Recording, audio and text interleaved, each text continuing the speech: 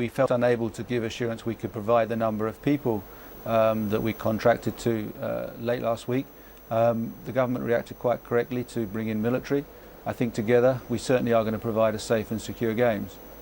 The nation was expecting a safe and secure games. It was your company that was given the contract, a very lucrative contract, to do that. I mean, are you apologising for the fiasco that's happened?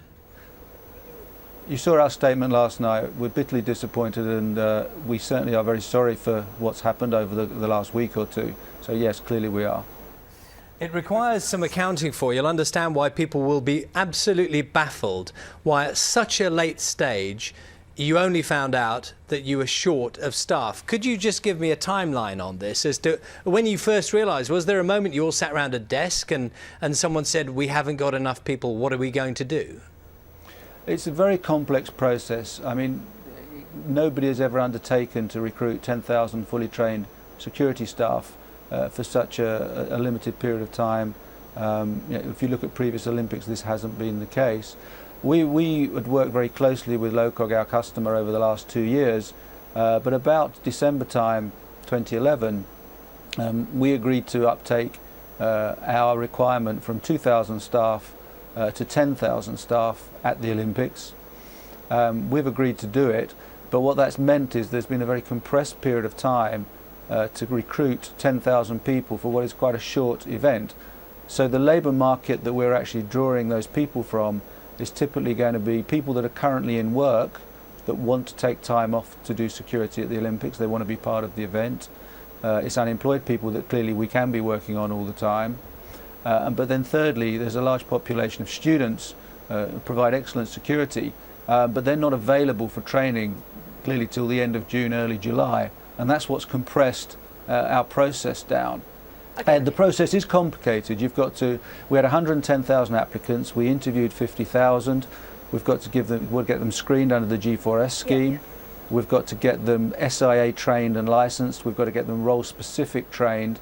We've got to get them accredited by the Home Office. So there's a lot of steps involved in getting each individual games time ready. Right. Okay, so we're less than a fortnight to go right now. You are contracted to have 10,000 ready to go. How many do you have ready today? At the moment on the ground, we've got 4,000 people. We've got 9,000 people that are in the process of being scheduled. So we've actually got 10,000 people in total being scheduled in the system. But clearly what we couldn't give a categorical assurance.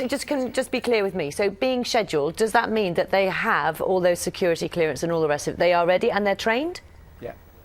They are. So effectively you will have in 2 weeks' time people ready to go? Yeah. Okay. We've had a lot of people emailing in the programme this morning who have direct experience of working with your company. Let me just tell you about one. My son was vetted and accepted for a security role.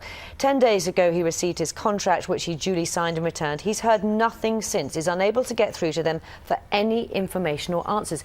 This person is not alone. We have had several emails like that. How come you're not answering phone calls? You're not telling people whether they are employed or not? I don't know the specific circumstances clearly, and we've put extra resources on into call centres. We've set up another call centre to make sure that we can get those people ready for the games. We're also clearly emailing all our 13,000 staff that we have on record at the moment, and keeping in contact with them. But it's a mammoth undertaking.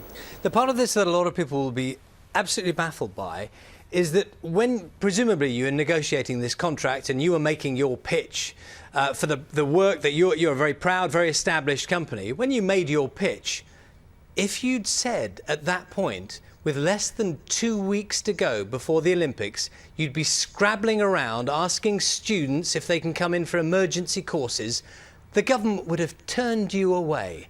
It's a fiasco you've been in charge of at this late stage, to be talking the way you're talking about, still trying to pull together the staff.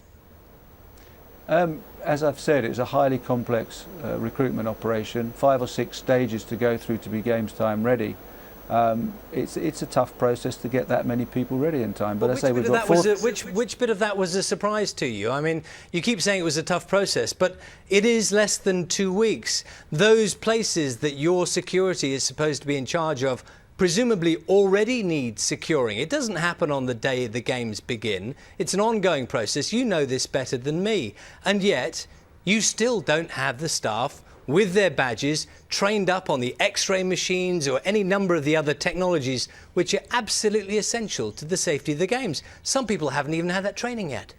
No, everybody in that number I talked about have had the training. You know, there are a large number that haven't, but they're not in that number that I'm talking about. The people that are ready to go have been fully trained and are ready. Well, let's not confuse things. You still have people who will be working in those venues who are not yet trained. That's true, isn't it? That's not true. I beg your pardon? That's not true. The ones that I'm talking about in our pipeline that are ready to go are trained. Okay. Well, I mean, I just wonder if you could reiterate. We began this interview by talking about what you had to say, if you like, to the British public who've invested so much in these games and now are looking at your organisation and thinking, how can we trust the security of the Olympics? Security of the Olympics has always been delivered by a large number of individual elements. We were part of that mix. Clearly we aren't going to deliver on our element, and we're very, very disappointed about that and embarrassed. And we're very sorry about it. But the military have stepped in. We made a statement last night saying that we will finance the government for the stepping in of that military. We've also said that we're now going to lose 30 to 50 million pounds on the contract of so significant costs for the group.